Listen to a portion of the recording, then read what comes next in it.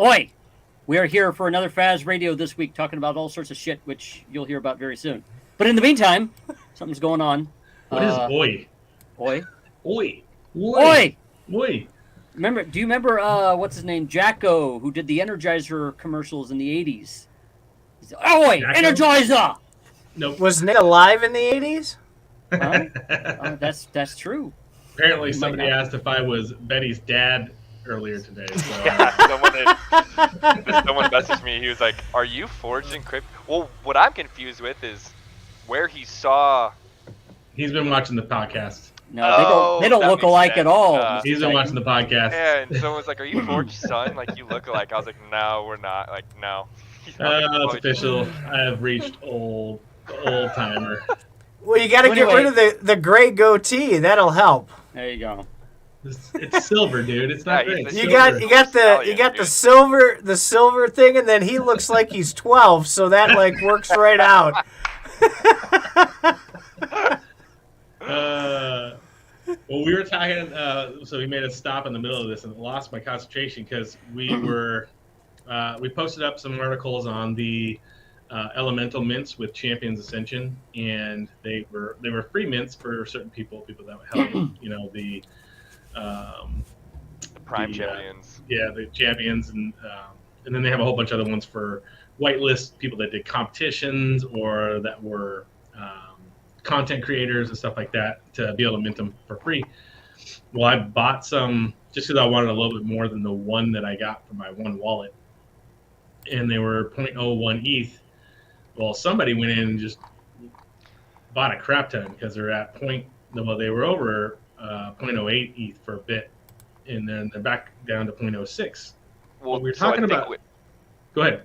What I think happened was, so they had the tier 0, tier 1, and tier 2 slots. The tier 0 was for wallets who had they held the Prime Ascendants in their wallet, which was their first collection they launched. The tier 1 was for people who had, like I said, community content creation, all that sort of stuff. And then the next one was people who basically kind of like won a raffle. And they announced, they're like, we overcommitted people to that tier 2 whitelist. So there might not even be a public sale, because the public sale was supposed to happen right after the tier 2 whatever included, if there was any left over. And the tier 2 minted out in it was an hour-long minted out in a couple minutes. And so a ton of people were like, crap, I thought I was going to be able to get one on this tier. I'm not going to be able to. Oh, right now they're only 0.03 ETH. A bunch of people swept everything they could find. Because I was looking on the OpenSea offers an analytics page now. And I don't know if you want me to share my screen and maybe show this. Where's the analytics? I want to see where it's at. I haven't gone. I haven't used it. I thought NFTs were dead right now. Everybody was saying that NFTs were also 2022. So yeah, if you just go to OpenSea, so it is cool right here. It's the 7th top trending collection right now. And this is interesting as well. This is Treasure right here, Bridge World. Oh, look at that. So that's interesting that has some nice volume too. But yeah, so if you go into one of them, I can just go to analytics right here. And it basically will give me the, floor price over time, overall volume, the most recent listings and sales. And then it also gives you, the top owners. So you can go in and say, okay, this person's got 10% of the, collection. But, it's just an interesting way. It just gives you some more data. Yeah, because I wondered there was like 1,000 of them. Yeah, he literally has 1,000 of them. Wow. So, for me, right away, I start wondering, I'm like, okay, is this guy, what else does he hold? Does he only hold champions? Like, is he... God, do some Nansen on his ass. All... See, and this is something that's not going to go away. Okay, so all 4 days, so he had, so this guy had to, because this was the first mint here. So this guy had to have somehow broken the system and gotten 1,000 whitelist slots.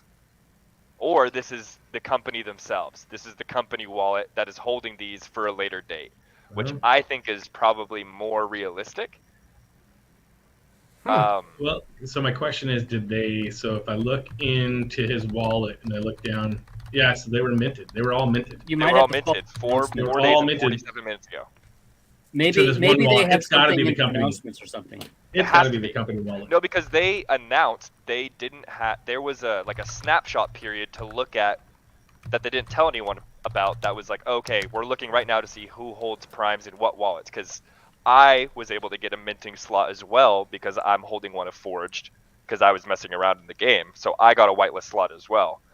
So either someone had made 1,000 wallets and had 1,000 primes across those wallets, or it's the company. Well, no, because they were all minted to that wallet. So they didn't have 1,000 wallets. They were all. Oh yeah, that's right. Wallet. They were all minted directly to it. Yep. Yeah, has to be the company.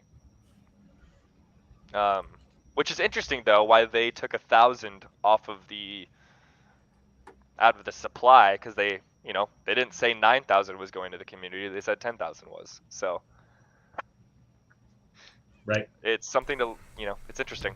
It is. Definitely. I mean, Champions, I'm super stoked actually for the game itself and what they have going on over there. We just put out an article on them this week as well with, they got some big backing. They're actually having I could hop into their thing right now and show some gameplay if you wanted me to. Yeah. Pull it up. Why not? Do it. Let me do it. Okay, yeah, I got an hour left, so yeah, I can hop into it.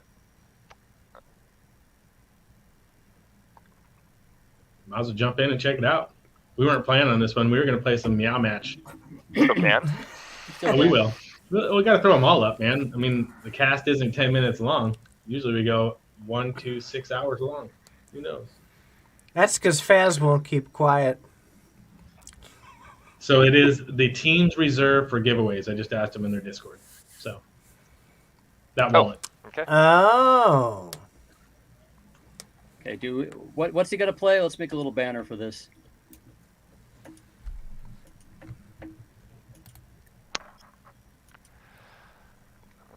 Wolverine beard.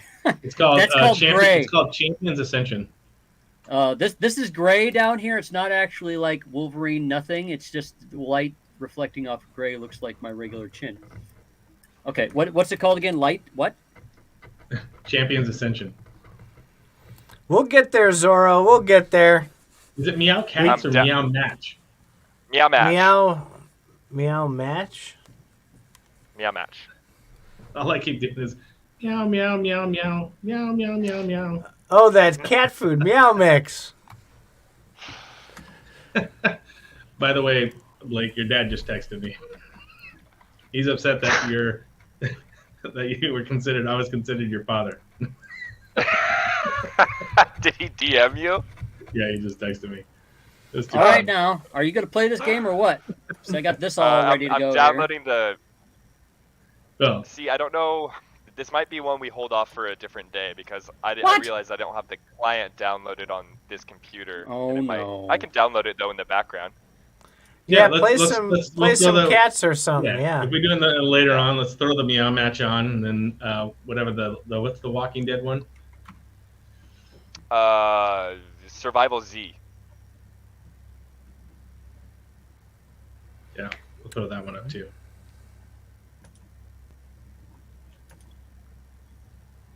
It's called SurvivalZ. SurvivalZ. Okay, so let me get this all set up on my phone here.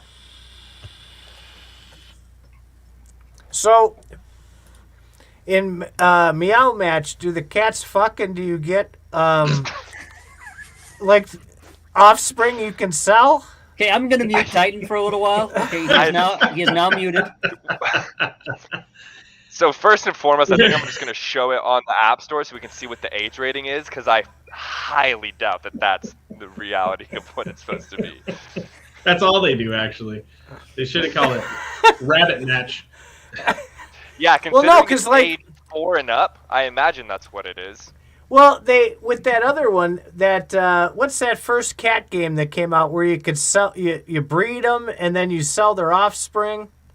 CryptoKitties. Crypto. That's what I'm asking. Is it like CryptoKitties where you? No. Where you breed? No, I wasn't saying it was a porn, but I was saying There's just a better way to say that, Mr. Titan. Oh shit. Okay. Well, that's how you can monetize that This game. has been a Titan. I did not put that up. Somebody else did. If you were using Riverside, you could have got that for a short.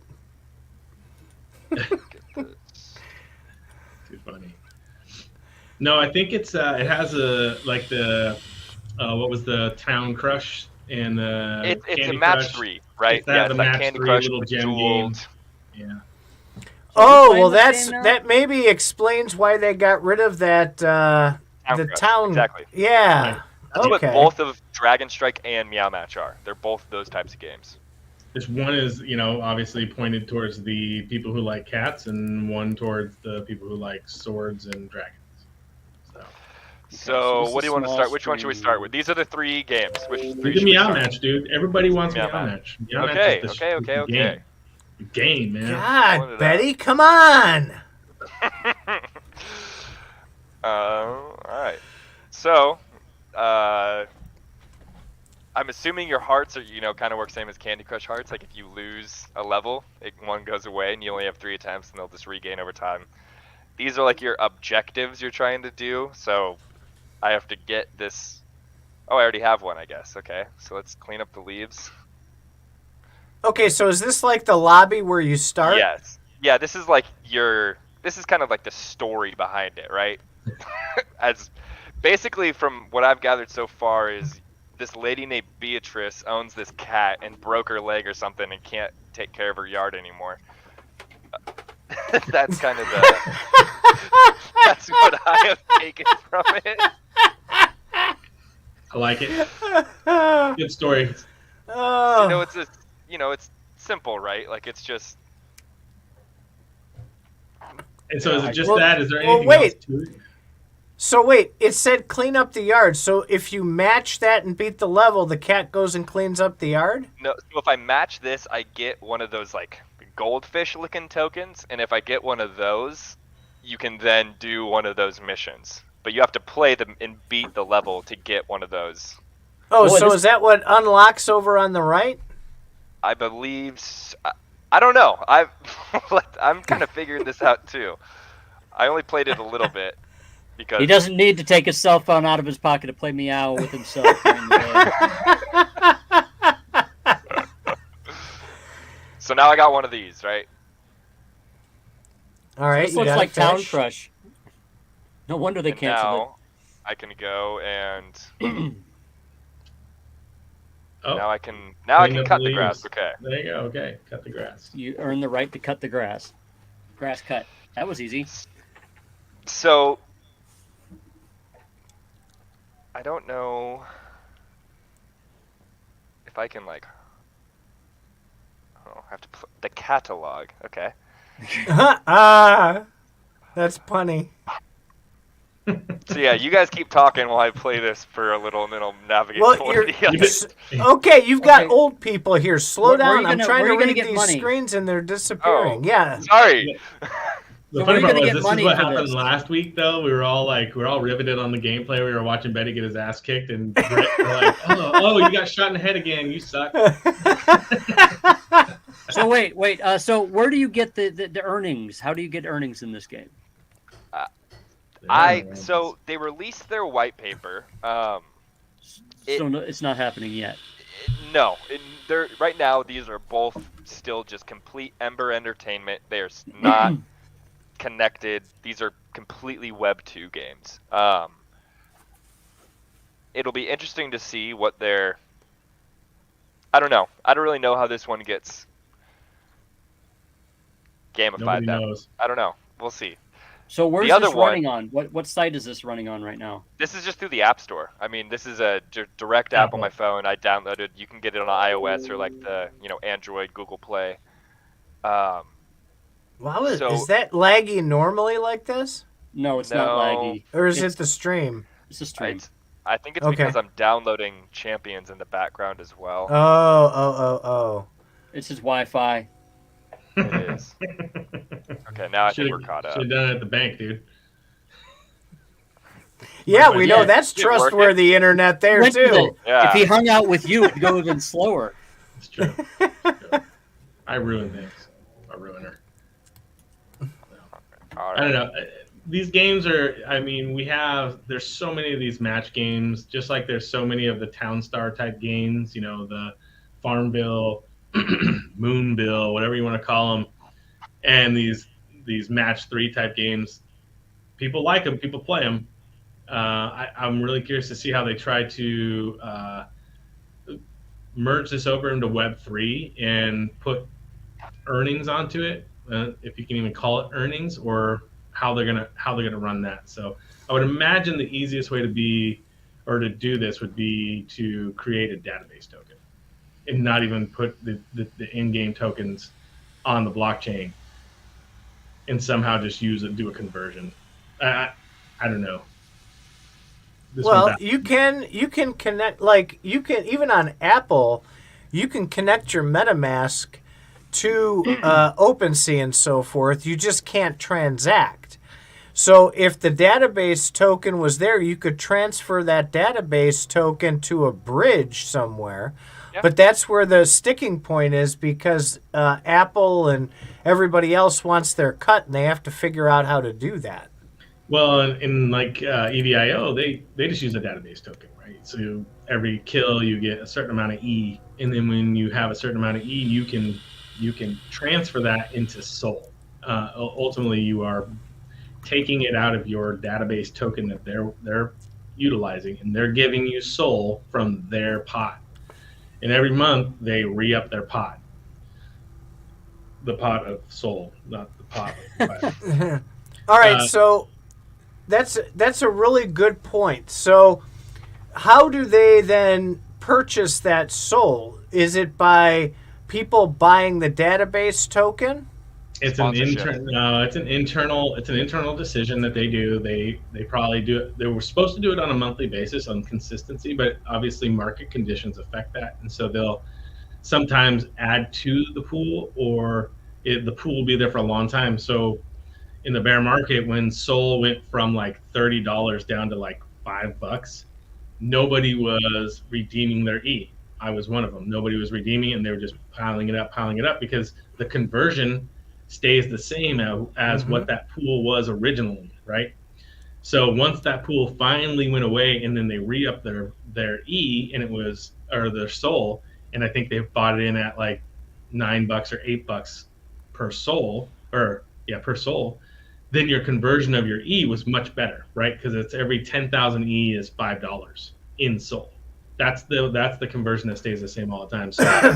So that's kind of the ebb and flow of how and it's just internal. They have money that they put into the pool, and they continue to increase that, or let it ride itself out. So it's an interesting concept, and I think kind of makes it easy for them, being that the way that their game is very simple, and so having a very simplistic way to, because none of their stuff is on, at least from my understanding, outside of just the NFTs to show that you're using that NFT, is on the blockchain. Like, I don't think any of the stats are on the blockchain. I don't think any of that stuff's on the blockchain at all. So, and it's just a pointing system for NFTs to show that you're using that NFT. So it's very simplistic. And I think they can do some simple stuff like that here in a lot of these mobile games as well, is without getting too complicated, to be able to create users, much like EVIO has done. EVIO has a bunch of users. I need to follow up with that, actually. I'm going to give myself a note. So is this all you do over and over, is play these rounds of match 3? Yep. Are you bored yet? I'm very bored. So let's move on. I can go to Dragon Strike. Has a lot more to it. It is another match 3 game, but it at least has. Hey, you didn't tell me about this one. Dragon Strike. So this is another match 3 game, but it kind of has like a. Oh, why is that coming through so weird? You broke it again. It's using your webcam that you had before with the line down the middle. That's hilarious. Oh wow. Let's try this again, I guess. So have you tried any of these games at all, Faz? No. You've been busy. You've had a lot of things. What about you, Titan? Have you gotten Not in me. and announced this stuff? Have you looked at them at all? None of that stuff? I've read the Discords to get people's sentiment on it, but I have not played them, no. So these are not games that I like. I like builders, but Townstar is pay to win now, so I'm not real interested there. And I want to be better at shooters, but I'm just terrible at it. But some of those can be fun. Yeah, I get you. This isn't my type of game either. I know we played them though. I mean, that's kind of our wheelhouse in here though. So we got to kind of look at games and review them. And no, I totally get it, right? And I'm excited about it. I want some games I can try because, like The Walking Dead, when that first playtest came out, I was totally not interested in The Walking Dead at all in the least. And then I did the playtest, and I said, they could really do something. This could be a fun game if they develop it well. Yeah. So I'm not excited about it, but I'm like, you know what? I'll play it. I'll keep playing it and see how it goes. The Walking Dead to me seems very Walking Dead game seems very derivative. There's many other games. I mean, it's like Diablo. It is a lot like Diablo. So I mean, it's. I haven't even played Diablo for like 10, 15 years. It's just like Diablo. So it didn't seem the most compelling. It's the IP itself that's compelling. It's like, wow, zombies. Wow, look, it's Michonne. It's Rick. It's yay. I never watched the show though. Well, then you wouldn't play the game. But I wouldn't play because I played way too much of Diablo and World of Warcraft and all that stuff. So this one is a little bit different. It's another match 3, but obviously you can see that you have your heroes at the bottom. And if you match, so like if I match this red one right here, my red, like it attacks the, so there's kind of an added layer of complexity on top of it. Battle chess? Yeah, kind of. But in essence, it is the exact same thing. I can see it's a little more strategic to it. No, for sure. And the fact that and that's where I think the NFT capability comes in, right? Is these characters. Like you'll, and as you, as you match more, you get, you can get like super powered, I don't know if I'll probably kill this guy if I do this, but so now I could, use his special ability or whatever. And so I think that's where, Gala can come in and make this one, I guess, better in that sense, but I don't know. It's still just not my cup of tea. I can see people playing this a little bit more. I don't know. Like you said, though, it's a match 3. It's literally they're bringing this stuff in to get players to the platform so they can cross-promote their other games, right? Yeah. Townstar is going to be a big hit on the mobile side. It's going to be a huge hit on the mobile side. And being able to take these players and port them right over to Townstar is going to be a big deal. Why do you think Townstar is going to be a hit? It's just made for mobile. It's made for mobile. Like that's the it? game, just because, I mean, is the game compelling to you?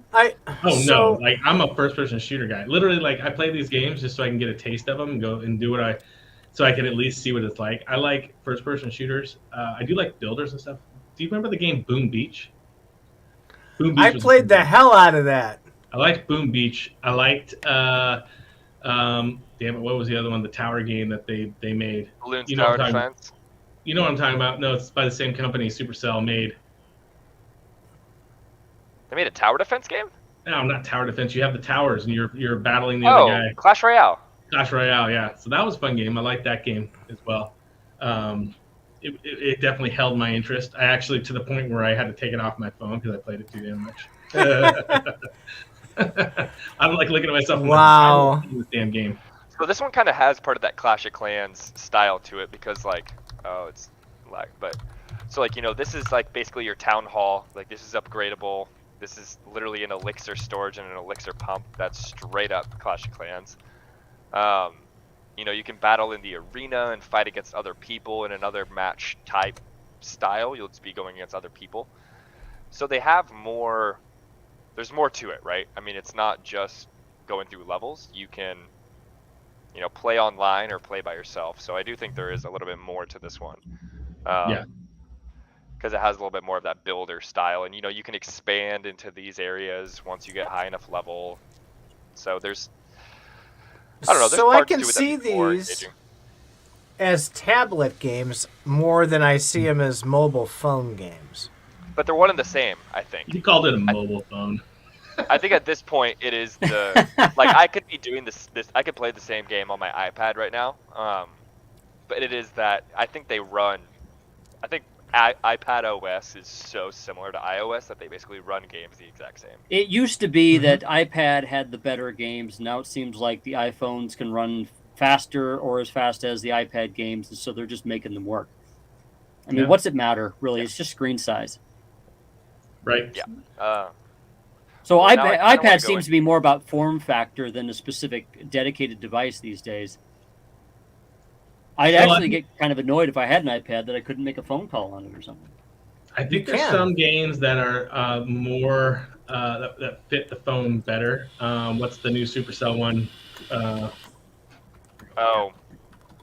It's like Spider Tanks, Brawl Stars. Yeah, Brawl Stars. So the way you hold your phone and the way you move the brawlers around is a little bit more form fitting with a phone than it is with an iPad, because it's a little bit big depending on the size of your iPad.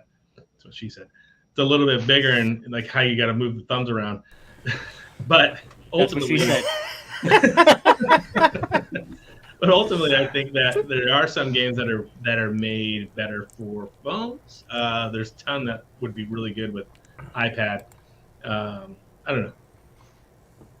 Yeah. Fortitude. So what the hell is Fortitude now? Because Fortitude was a tower game, and then they changed it to like this World of Warcraft-ish kind of whatever the fuck it is. Look, I don't even know.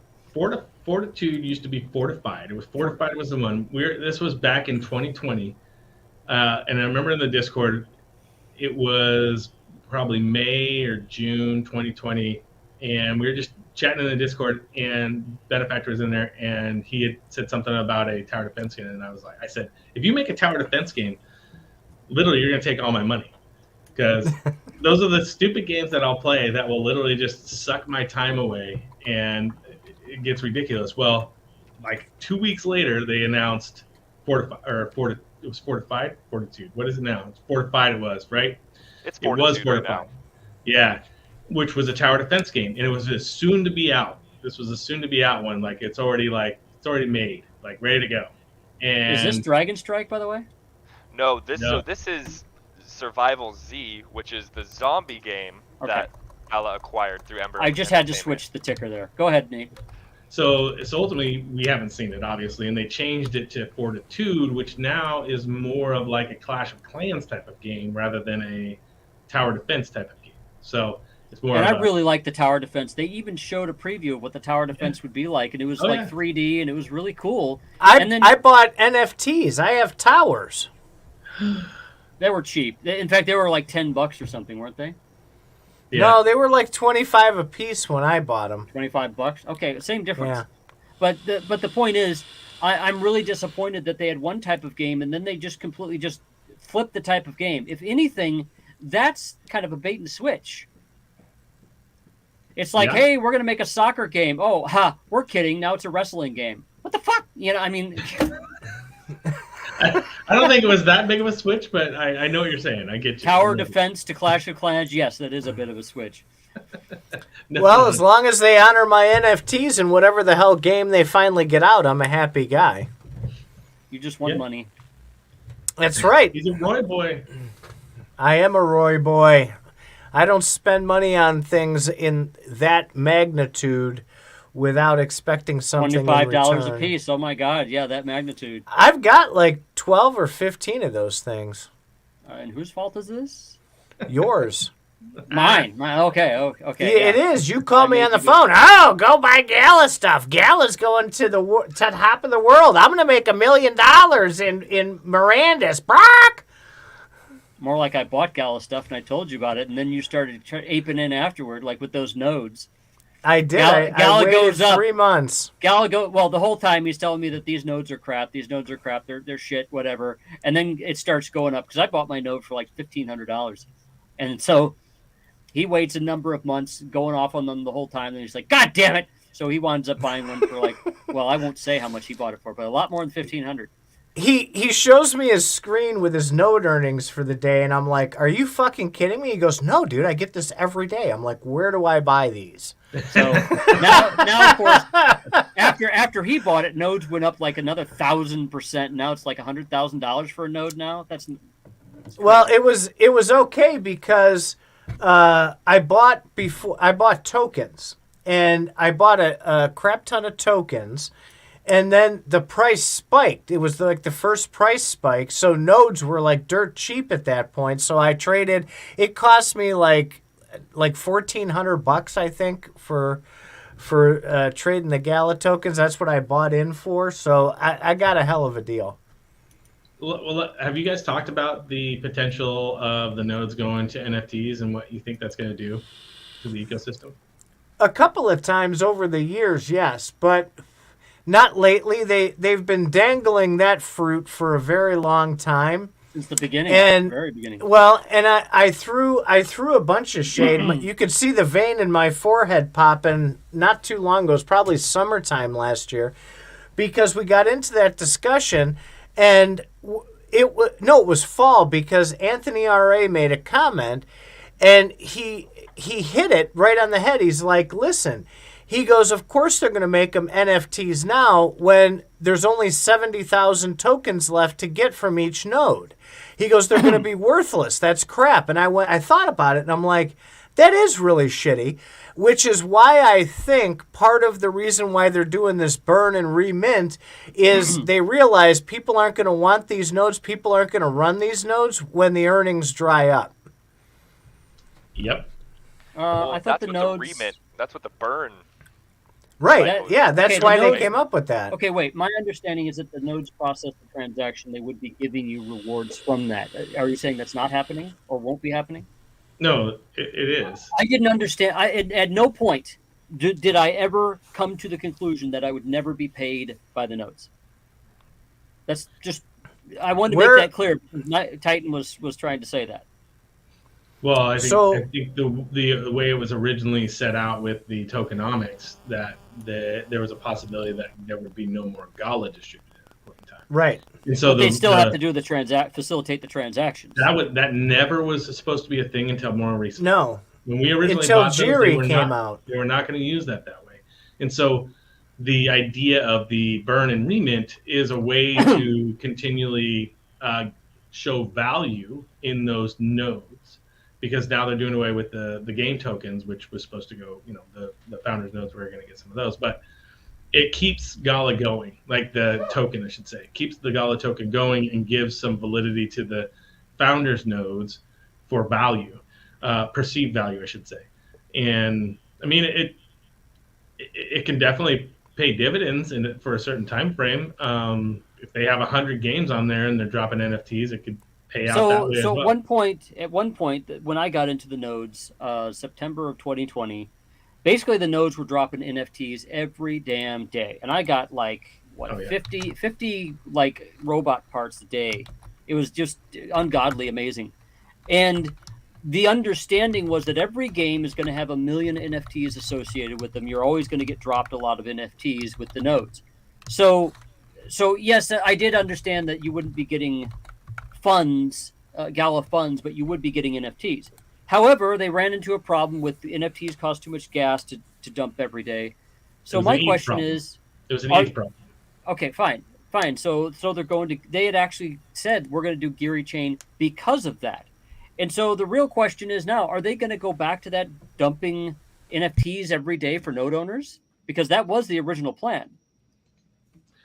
I mean, maybe. I mean, bring back the crypto crafting to where you can own certain parts of the certain NFT to make a better NFT. I mean, that was the farm bot, the crane bot. That's how they were supposed to do all not all, but a lot of the NFTs were supposed to be able to be built on each other. But like you said, there was a minting problem in the fact that it cost too much with ETH. And they never explained what they would do with that. They just stopped talking about it. Right. Which, I mean, to be fair, they stopped talking about a lot of things. And they kind of moved directions. So, look, it's the year of show me, right? Like we keep talking about, it's the year of show me. So it's just kind of like wait and see, you know.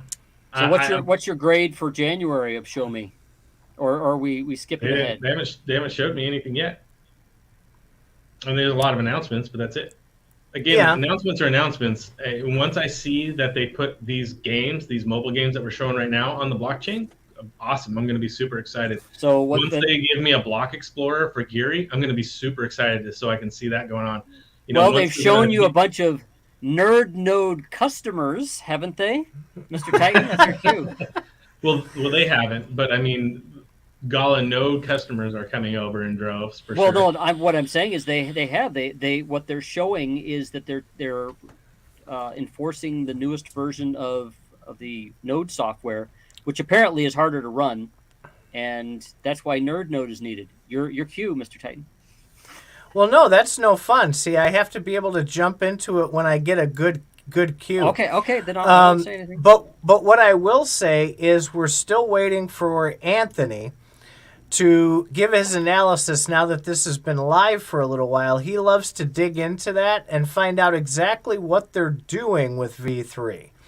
In other words, is it still just a giant ping machine, or are they actually running something on it? Oh, I don't. That's going to be the key. I think it's still a ping machine right now. If it's just a ping machine and they title it V3, I mean, big whoop. All they did was change the name.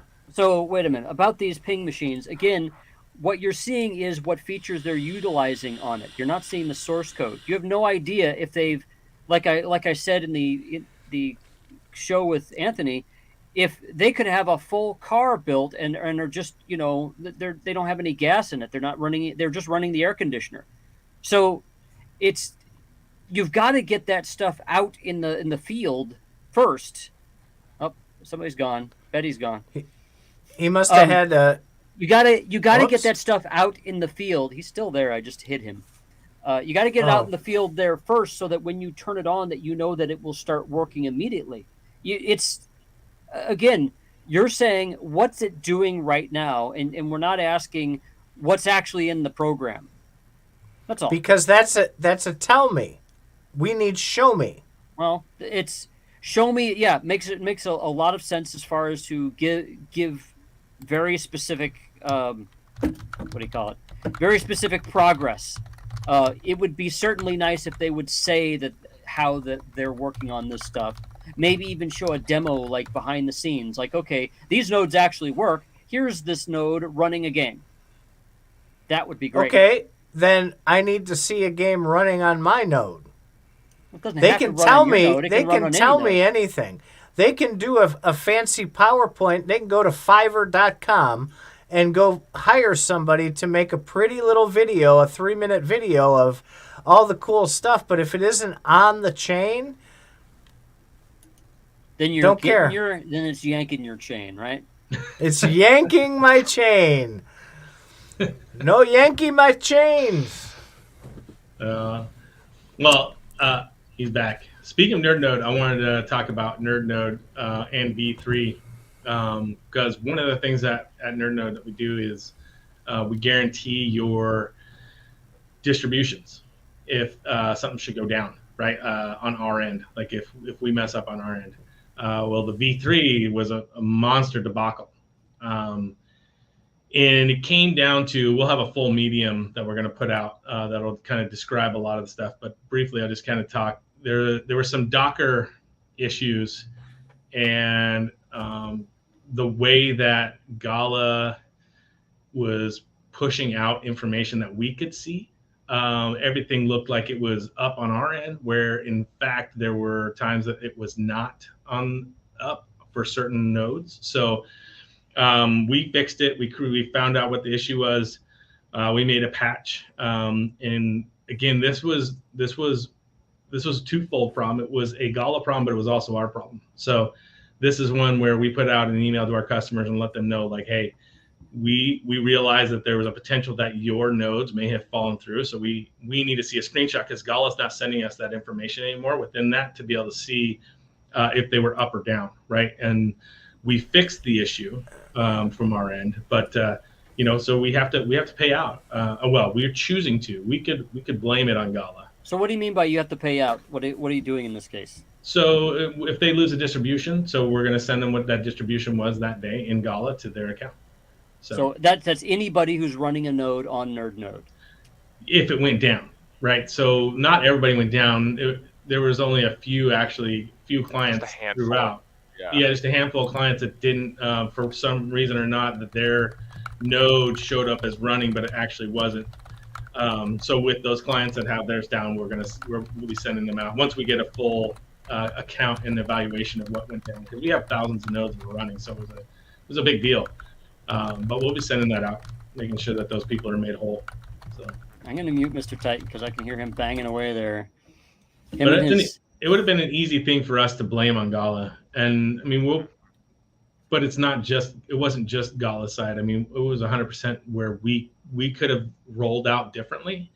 I could have, me personally, been more involved on the rollout, where we have a lot of very smart people that are doing it. But the more eyes on a situation when it's something this big that is being pushed out, there could have been different things that have went down, and I didn't take enough responsibility on that on my end. Are you apologizing, but at the same time rewarding people? Because it sounds like you don't even need to apologize if that's the case. Well, I mean, I'm doing a service. I mean, they're going to get what they get. I'm just saying I'm going to be better. That's all. Mistakes were made. Standing behind your product is fantastic. Yeah, if you stand behind it, yeah, okay. Oops, mistakes were made. I got my distro, good enough. Yeah, but that's not good enough, though. You can get your distro, but I don't want to have it to where we have to pay out, right? We're going to, but we always want to make sure that we're doing things better on our end. So now eventually... we can always do things better. So eventually, some of these nodes, like the town nodes, hopefully, well, they should be, they'll be running the games. And so just running the nodes means you're going to be getting rewards from the games. I'm thinking having to cover them being down might get a little bit more complicated.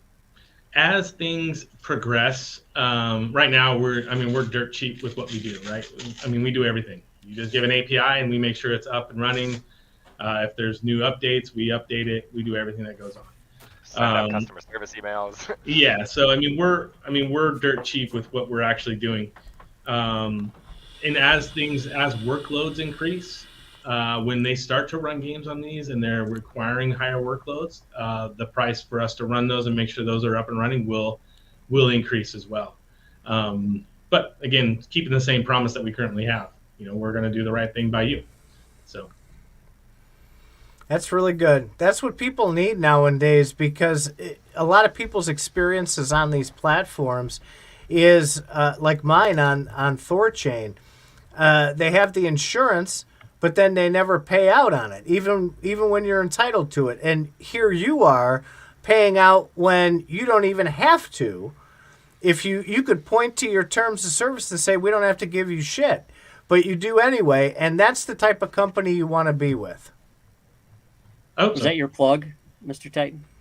Yeah, you blew the unnatural thing. I had it all in my head I was going to go into, and then you point at me, and I was like, what the fuck am I going to do with this? Well, actually, Nate was talking about Nerd Node. I just kind of slid that in there, and whatever. No, I wanted to make sure I brought it up on the cast, because I know a lot of people that have listened to the cast have came over, and they got emails. We send emails out to the customers and stuff, so to make sure that trying to make sure, again, trying to do the right thing, trying to build something that the customer is going to be really happy with. So, and mistakes, they happen. We understand that. We're all human. So even though we got a bunch of machines in the background. Cool. Yeah. Good job, Nate. Very cool. I want to do one more shout out. Can I do one more shout out real quick? Of course. So this is I shouldn't point. It almost looks like I'm pointing to his penis, but that's not. That's right here. It looks like he has two penises, actually. That's artwork done by a local artist here, Jonesy, and he does some he does some cool work. It's alternative type work with his stuff, but he's a fun, cool guy. We helped him do a PFP project a while back. Anyways, just wanted to put that up there. Oh, we got something to share. Jonesy. Nice. Yeah, there we go. Here is the page, actually, if you want to get in on your Urban Skull Collective. So wait a minute, aren't you guys turning these into collectible NFTs for them? They are. Yeah, I think I have you hadn't got that far yet. Well, I have a couple of Jonesy NFTs, but are these different than what he has here? So this one is the PFP project. So we did 444. And he's collaborating with a bunch of different artists. He's been working with the UFC on some stuff. And so part of he wanted to do a collection and, provide some other utility with it. And he has a whole bunch of stuff on his website and his Discord. I don't know, all around just a really cool dude. So, and does some cool work. Well, that just helped me dox a few more wallets because I've seen those in people's wallets. You won't dox mine. I've got 9 of yours. 9 of my wallets? I'm sorry, like one. Like one. No, you can. 9's fine, but you're already couple. You got a lot more to go to. I just don't have the time to sit and sort. And I don't have fancy Nansen tools. Too rich for my blood. Honestly, I'm still a working stiff. I barely have time to sit and sort, and I'm his Scrooge. There's whatever you called me the other day. Not Scrooge. Your Stooge. Well, Stooge. Stooge, that was it. Yeah, that's my term. Nansen, look, Nansen is great, but I believe they're missing out on a lot of ability to really dig into wallets and how they have it structured. Again, that's one of the things that we're building on the back end of Forging Crypto is a better user interface for searching and collaborating with wallets and being able to kind of take that wallet and oh man, what was that site I sent you before? I'll see if I can find it later and share it. But I have it right here, SamaSystems. Yeah, so it's gonna be similar to what this looks like, but we want to have a little bit more drop-down menu to be able to correlate wallets. So I'm going to take Titan's wallet, and that wallet's going to show it's got all these different connections to it. Where has he done the majority of his sends and receives from? It's going to show color coordination. It's going to be highlighted better, and then you can really start to pull those out. You save those wallets and ping those and put alerts in and do a lot of things that I think Nansen's trying to do with it. But it's just not as user friendly. Whoa!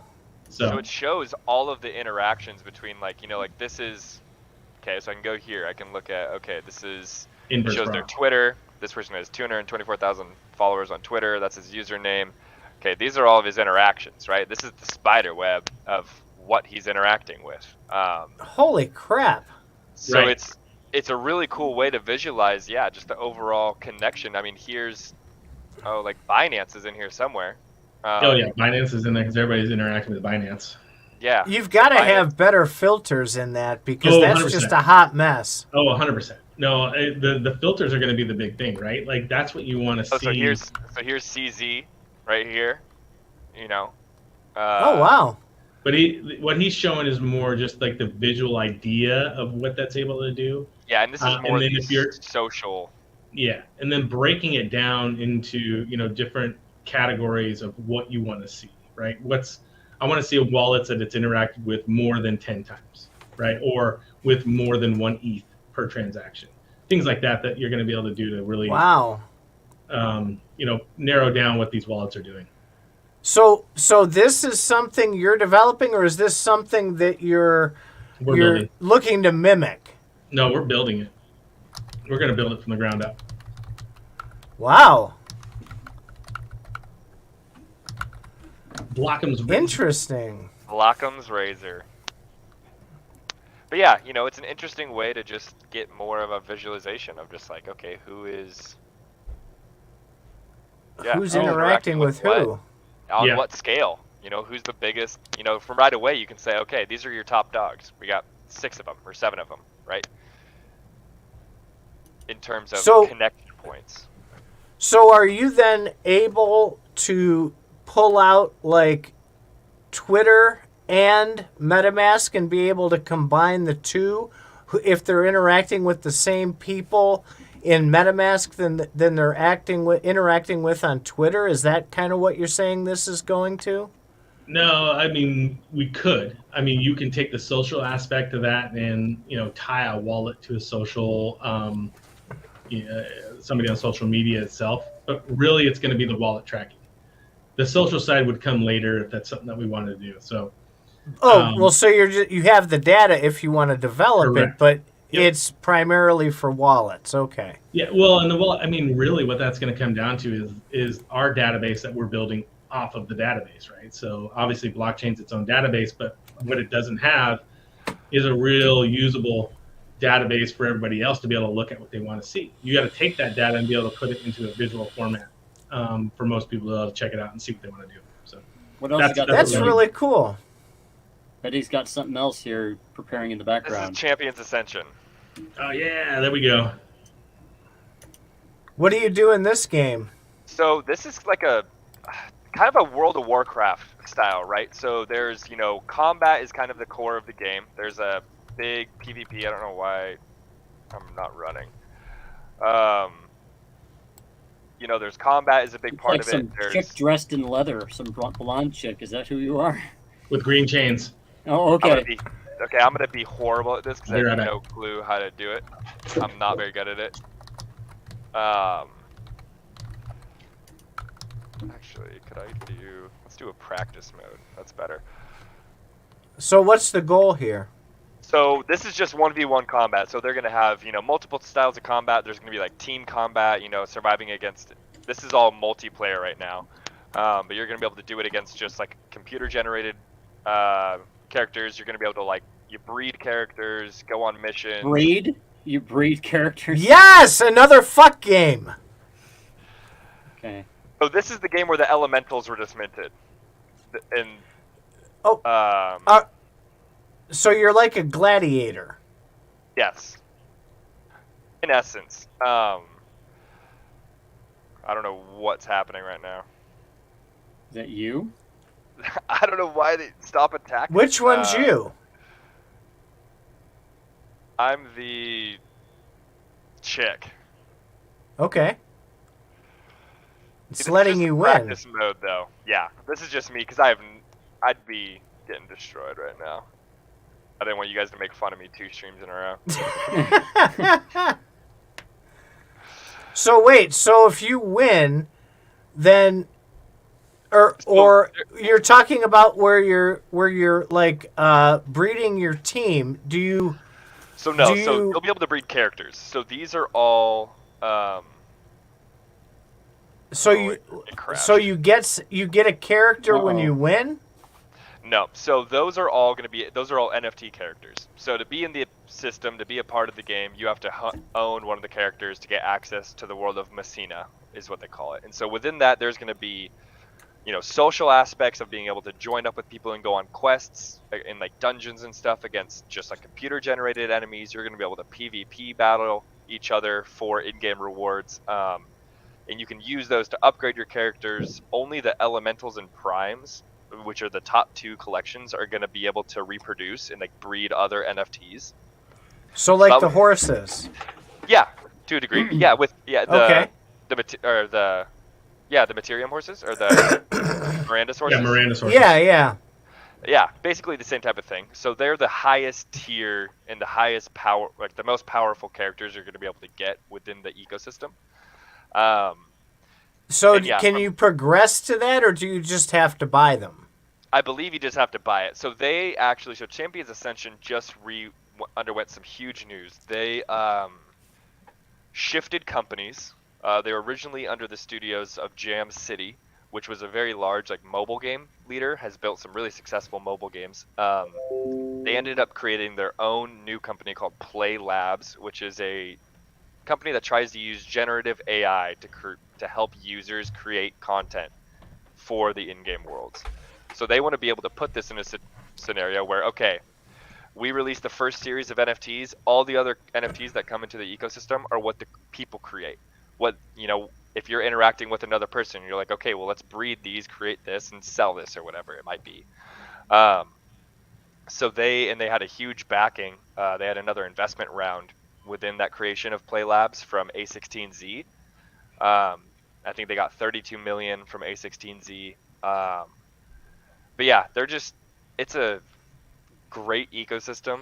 I mean, their team listens to the community. They're going to be re-releasing their white paper.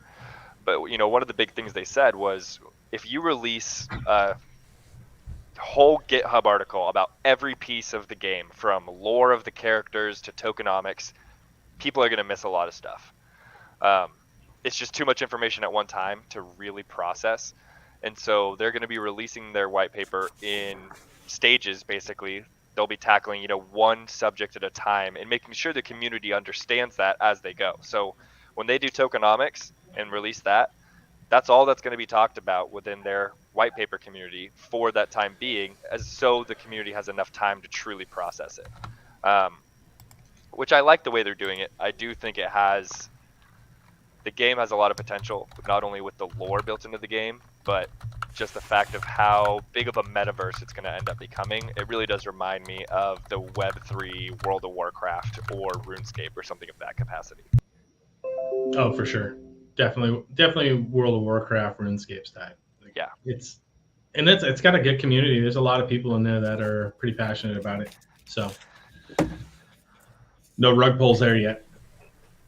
So are they going to sell like buildings and land or whatever that is too? Mm-hmm. And I want the hotel. Those will be able to be used as like social spaces to a degree. You'll be able to host, mini games within your tavern, and you can get a cut of all the raffle tickets people use. That I don't have all the information about it, because they have, said they're like, we're going to be re-releasing a lot of this information because we've made some big changes and overhauls to make it more engaging for the community. They were kind of one of those ones that said, the more you GameFi it, the harder it is to pull in the right types of players. So we want to make sure we're building this the right way. Not only so it's sustainable, but so it's able to get the user base that, they know they can get. And how new is this really? I mean, are they in play tests? Are they so that's an alpha selling client things? I was just playing. Okay. So it's been around for a long time. Over a year. Yeah. I mean, in the crypto space, a decent amount of time. A generation. A whole cycle. It's been around for a whole crypto generation. I minted, I want to say, a year and a half ago, maybe a year ago. But they just released, so that what I was just playing, that alpha client, that got released late this summer. Yeah, late this summer, early fall, September-ish probably. And they've made a bunch of updates. When that game client first launched, all you could do was run around in one of the social spaces and interact with and talk to people in game chat. Then they added in some mini games. Then they opened it up so you could go do combat, explore, run outside, go into different buildings. So it's being built out slowly in this alpha stage. I don't know, because they're redoing their white paper, I don't know how accurate their roadmap is going to be in terms of when we can expect a full public release. I would assume if it happens this year, not until the end of the year. Okay, that's kind of cool. I mean, they're really putting some thought into this, taking their time adapting it based on what they've seen in the space so far. Well, yeah, so they have these slice events. So that alpha isn't open 24/7. It's only open Tuesdays and Thursdays from 11 to 2 and then 3 to 6, I think is what it is. And then within those, there's a certain Discord chat that's open. And so people can, directly talk about bugs, directly talk about, okay, hey, just got into the slice, running into this error. The teams, there's 20 team members in there helping people resolve bugs, bug fixes. There's just a ton of different things that they are doing to show they're doing it the right way. Yeah, I asked about that wallet that had 1,000 of the answer like that. Yeah, and they were just quick on the answer. And I they're like, oh, is it the one that? They were like, oh, is it the one that owns 1,000 of them? And you're like, yeah. They're like, okay, yeah, that's the internal wallet for rewards. For giveaways. So they, I don't know. They have a good team. that's the one other thing, in that transition to a new company, they maintained the entire team, like leadership down. The only thing that changed was the company, basically, but they kept everyone on board. So the mission's the same. It's definitely one of the ones I'm the most excited for, just because of the fact of how dedicated they are to the community. Well, and they're focusing on that game. Like, they don't have any other focus other than that game. Yeah. So. Now, speaking of the community aspect of it, so what you're saying is that the community feedback is helping them make these changes, or are they making these changes and just communicating them well to the people? Both, really. Yeah. Okay. Yeah, because if I went out, was like I already did. I went into one of their things and I was like, hey, when I was just running Slice, my game crashed. They were like, oh yeah, the client went down at like this timestamp, just relaunch. I was like, okay, sweet. So it's a mix of them being very open about what they're doing and very transparent, and then also the community knows that they have a voice. So everyone's always talking. Everyone's always suggesting ideas and stuff, and they take it into consideration because they're like, oh, yeah, if everyone wants to see this, let's do it. That's what they want to see. Well, yeah, so let me ask you this. This might be tough to answer, but do you think the fact that they aren't selling, these huge NFTs and have this sales model up front like that then, do you think that changes the dynamic of how they interact with the community? Does money get in the way, you think? I think a little less so. I think it becomes more about, okay, they're doing these mints for free. Okay, how do I participate in the community so I can get a part of that free mint? Granted, you're going to have to pay gas fees. You're going to have to know how to create a wallet. And there's other barriers there. But it does lower the financial barrier. I wouldn't say it gets rid of it completely because, the fact that it didn't go to a public sale, now if you want to get one, the price has hiked 5x.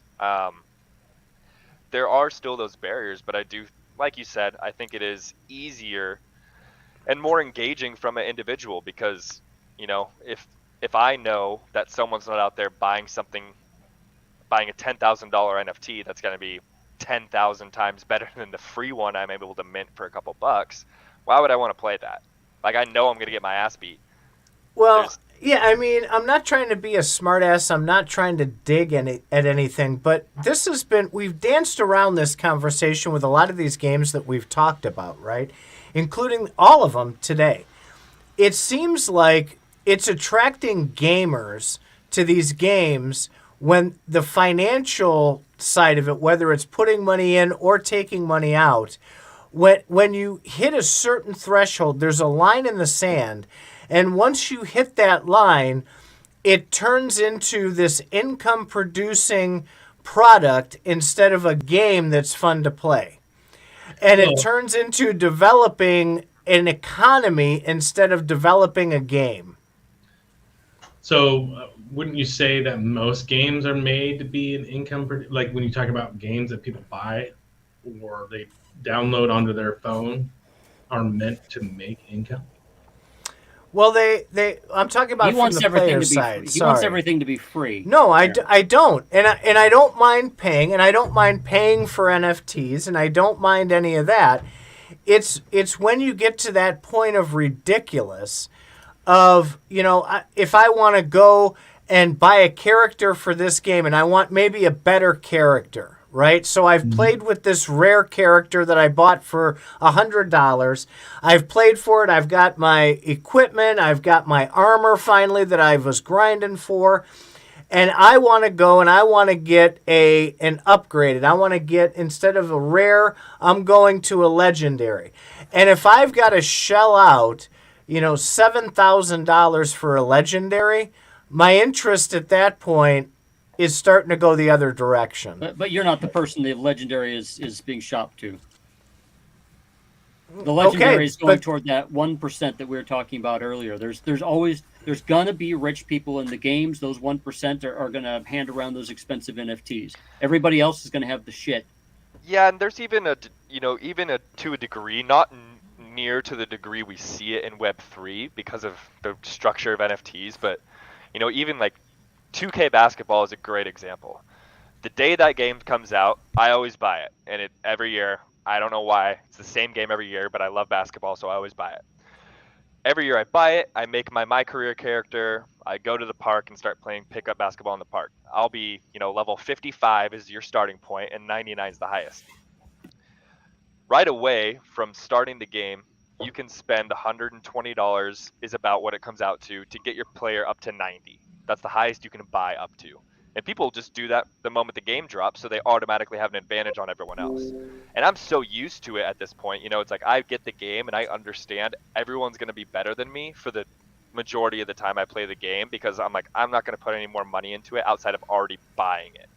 So I think there is a threshold of, granted, it's $120 instead of a couple thousand or, whatever we see in the NFT space. But it's that always exists. As these games get more popular, that's going to happen more. So right now, but it's always existed to a degree. Like pay to win, it depends on the game itself. Because some games go the route of just doing cosmetics, so there isn't any actual in-game benefit. So with these, but what I'm saying is, once you have NFTs flying around and people can buy them and sell them on OpenSea as well, now you have an intra-game economy that's going to be tracked by, I don't know, the news. One of the other things, I can't sell my 2K character. If I could, people would be more incentivized sometimes to buy, from 90 to 99, you have to play for that. So I could see, people would buy it, get their characters to 90, grind it, and then sell them, right? Like there's that market still could exist. So we're gonna need to start winding this down so we can get to open mic. And I see some stuff being popped up on the screen here. Is there any last words on the subject before we move on? There's all sorts of words on this subject. We can go for days. Yeah. Again, we've discovered another show. Well, yeah, this is. I mean, I have all sorts of stuff I want to talk about, but it'll go forever. So we'll just save it for another time. Absolutely. Let's do it. Faz Radio going 24/7. We'll just have people switching off. All right, so I left that one out. They won't be 1% if 99% of the people leave like Titan. Bullshit. Yeah. I'm sorry. No, Titan is not an example of the gamers out there, and I'm going to say that the typical gamer nowadays isn't even an example of the gamers that they're going out after. You've got to remember that a lot of the rich people building all the shit that you're playing, that you're doing with right now, they started doing it years ago. That Tesla. That Elon Musk started making, he had plans before he made it.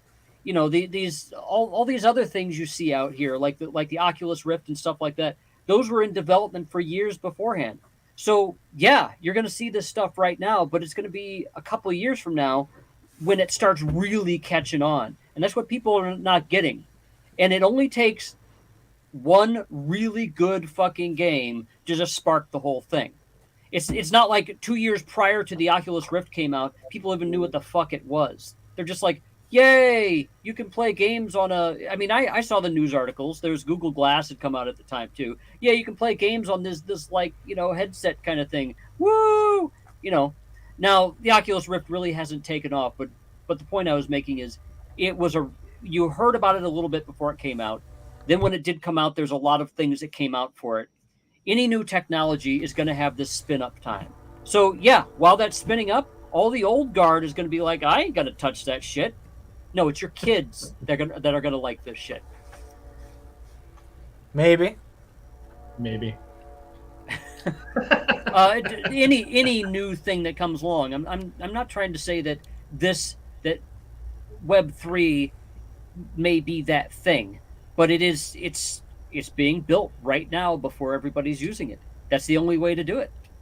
Well, Web 4 and Web 5 are being built right now, too. So, Web 3 will be the newest thing until it's not. Web 3 hasn't been figured out yet. It's going to be a little bit, but sure.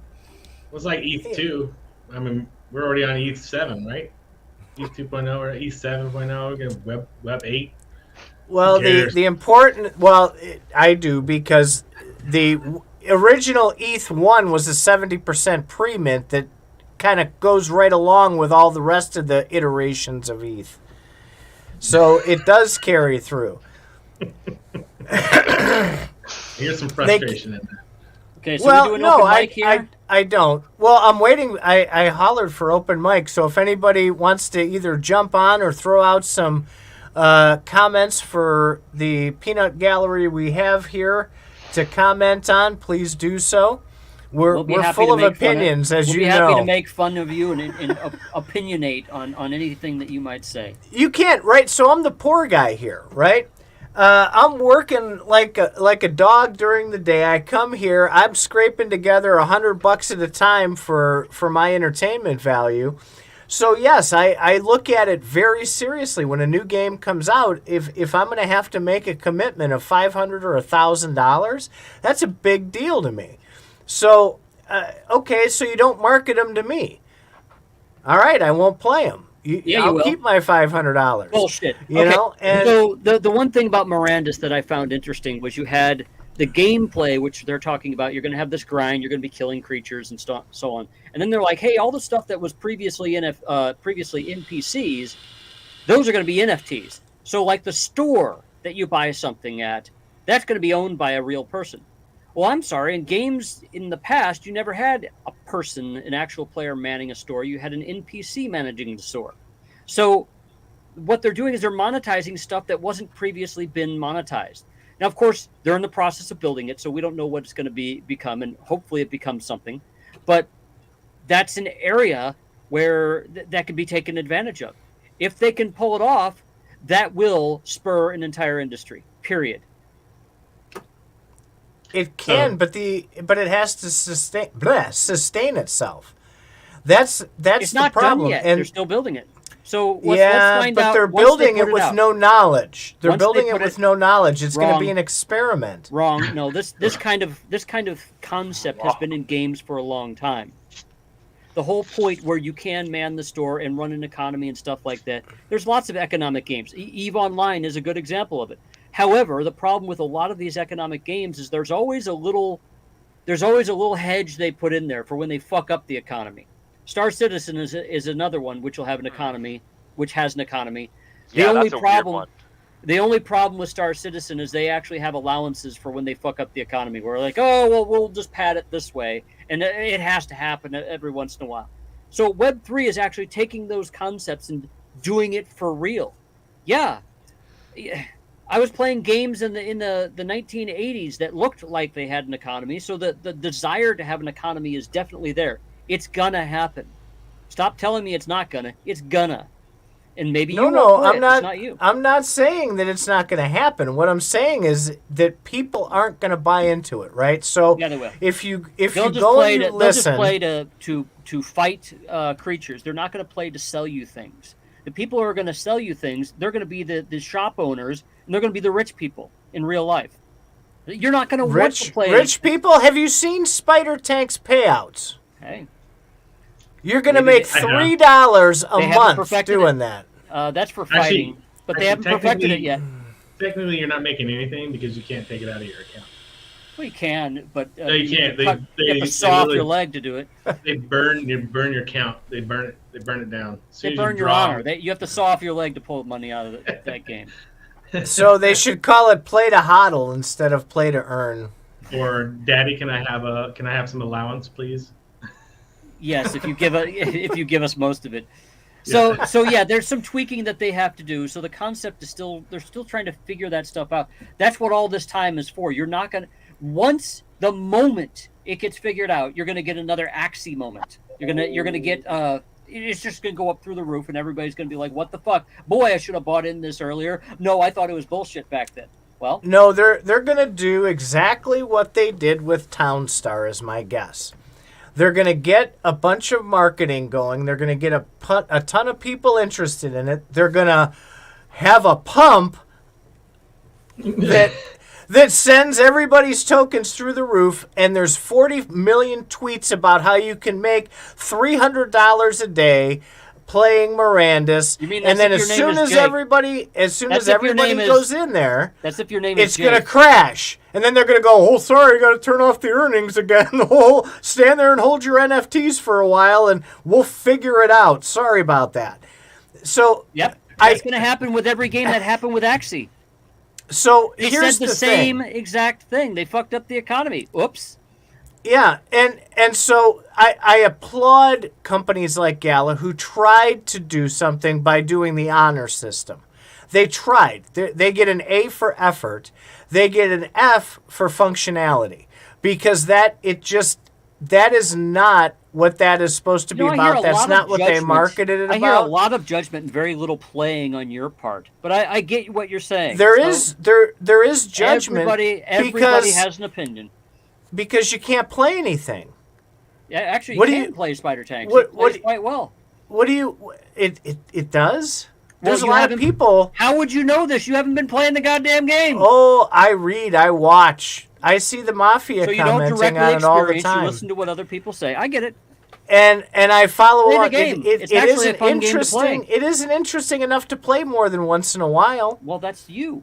You only play to get your rewards every day. You don't think it's fun. Play as well? Yeah, I do. I do think it's fun. I don't know. I even enjoy talking to the people in the game. People are happy to see me in the game. I enjoy that part of it. Those game nights, I had a lot of fun. I had more fun. Yeah, you played the game interacting. Twice, played the game twice. The entire time you're apologizing for not being able to shoot shit. Like, I do suck at it. This I do suck at it really badly. Well, you're also playing on a machine from the 1980s, so yes.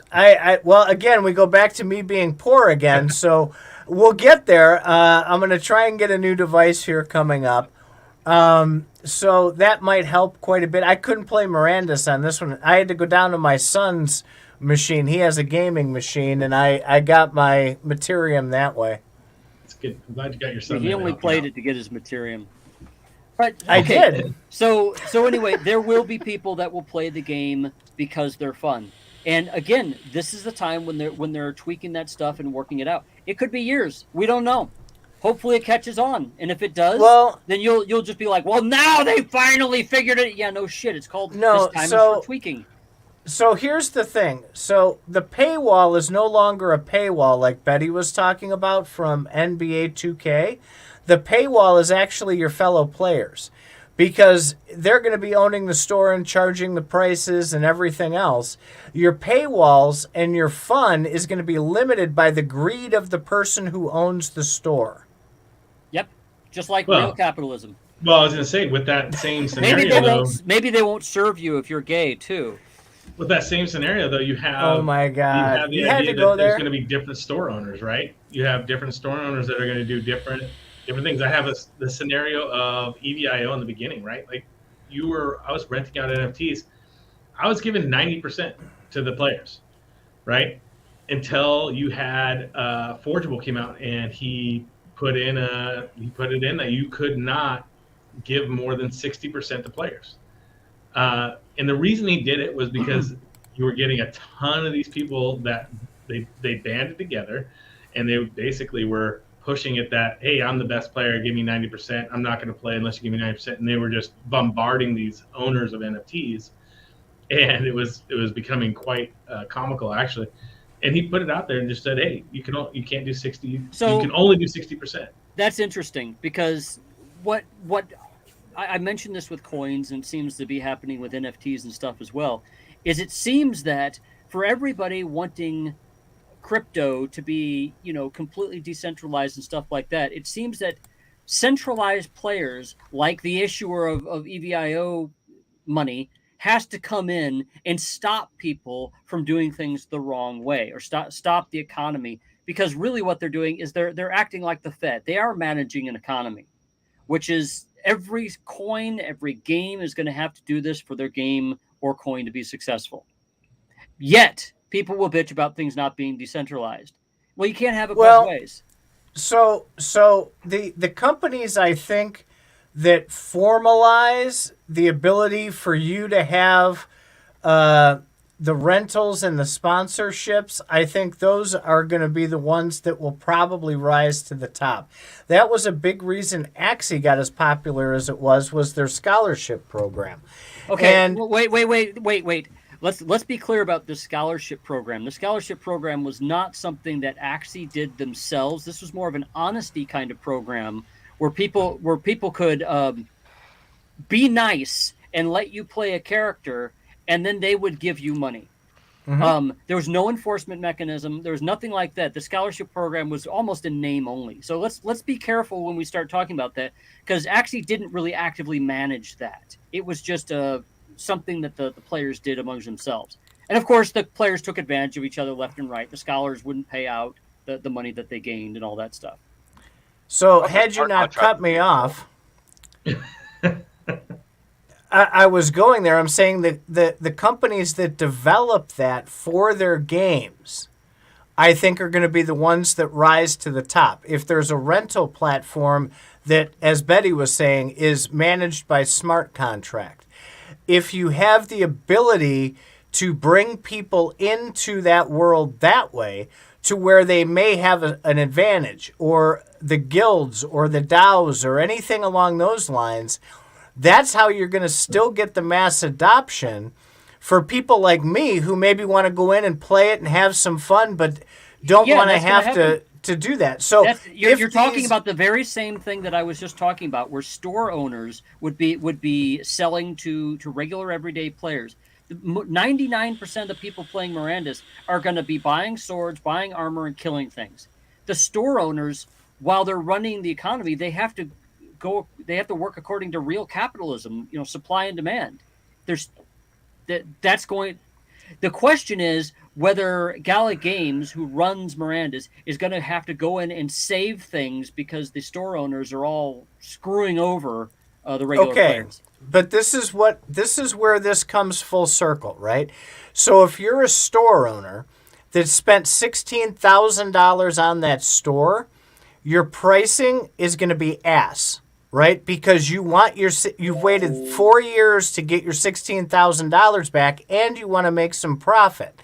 So you have 10 store owners who all bought between $9,000 and $17,000. There's no way that they're not going to all have high prices. Price fixing? Yeah, price fixing will definitely happen. And so that's the question. Now we're going to want a central government in a way to combat against that price fixing, won't we? People are going to be demanding things that they did not. They're going to be demanding the opposite of what they wanted with crypto. What'd you say, Betty? Well, game DAOs, DAOs, internal game DAOs, and that's what happens when Game DAO 1 becomes more powerful than Game DAO 2? Now you just have a different kind of hierarchy going on. Yeah, I mean, there's only so much room, though, right? Like, it depends. Like, if you do the DAO the right way, there would only ever need to be one. Because the right way. The right way, as in giving everyone an equitable chance. DAOs seem a lot like unions in this case. Okay, great. So you're going to have a union running everything. I've worked for the state and for the federal government. The unions run the place. So, okay, sure, we'll have unions, but it's part of capitalism. Well, I don't think you're going to have centralism coming in either from the players or from the company. That's the problem with saying decentralized gaming. It's going to be centralized to either players' unions or through the company that makes it or the company who maintains the database for it. It's going to be really hard to break away and have true decentralized gaming. Right, and so I think it's gonna take time for all that stuff to hash out, and until it does, then the gamers who hate on crypto and NFTs, gaming NFTs, and play to earn, they're gonna be right. So it's just give it time. These companies are still building; they're still finding reasons to want to build this stuff. I think that people are going to be forced into it, if nothing else. Right now, this blockchain gaming, has 1% of the market. Web 2 traditional still keeps 99% of that market. There's going to be a point where that 99% flips their model to the other side, to the blockchain side, and there's going to be less and less options in the traditional gaming side. So people are going to be forced into it. And that's how a lot of these models happen. Yeah, I don't think it's going to be a choice. If you want to continue gaming, you're going to have to become accustomed to it. The issue is how that's going to transpire. Is it going to be like a 20% per year migration over to that, or is it going to be way slower? I mean, is it grandkids or great-grandkids that are going to be 100% ready player earn, right? Well, how long did it take? I mean, I was like, I guess, so for you guys, how long did it take, do you think, for the majority of people to move from arcade machines to consoles? Okay, so old folks in the room. Okay, so basically what happened is it happened very slowly and then it happened very fast. Yeah. So in the 80s, the consoles weren't as good as the arcade machines in the arcades. There was no Sega Genesis. There was no PlayStation. Right. It was the Nintendo and Super Mario Bros. Yeah. That was the turning point when it came. For certain games, and then so for a while you had them two coexisting for a while because the arcade machines would always be a little bit better and they wouldn't always be on a home console. And then I think the mid 90s is basically the death knell of the early to mid 90s, the death knell of the arcade, because the arcades could no longer stay ahead of the consoles. And I think when the PlayStation came out, it was over. Yeah, I think you saw though. I think I read something about it. That exact question that he was talking about is there's a game, right? Or there is a specific console if you're talking about it that way. But the game was Super Mario Brothers, right? Yeah, I agree with that. You saw a massive transition of people going from, hey, I want to spend my money on this arcade game, and everybody buying that in-home game, right? 1986, I think. Is that what it was? 86 or 85, yeah. Yeah, but I when I was reading, I think the data shows that was the game. Like, now it wasn't like overnight that they did that, but you saw this transition, you saw that shift move from one to the other. And the reason I'm sorry, go ahead. It could be the same with Web3 and everything else, right? It's going to be a game that's going to bring people there. That's then going to trickle them into other games. Yeah, the words that they used back then was killer app. That Microsoft came up with that word. When you have a killer app, then you can move people over to your platform. And so in the 80s and 90s, that happened so slowly because all the stuff was distributed out physically. It's going to happen a lot quicker with crypto because everything is electronic. So we're just moving from one electronic way of doing things to another electronic way. Yeah. So we're going to have to end this soon, guys. All right. Nobody wants to come on? Nobody wanted to come on, man. Man. No, not today. It's all right. So, that scared him away. Do we have any last words that will not last longer than 10 minutes? Better mute Titan. We can circle back to them cats. No. One thing that's interesting. Oh, actually, no. Go ahead, Titan. No. Go ahead, because I was just going to talk about something that I had noticed with all of this GameFi as my final thought, is that there's a lot, all these platforms that we're talking about, the main word is unknown and figure it out. And when all of us kind of go forward into this, we're going to have to make sure that we're gravitating towards those organizations, companies, or whatever they are, that are actually producing something worth sticking around for. Because the players are coming in big time right now. Not game players, but the companies who are making these blockchain games are coming in rapidly. So it's going to dilute that entire field very quickly. So we do have to come up with an assessment from a community standpoint on where our dollars are going to go and what experience we're going to have.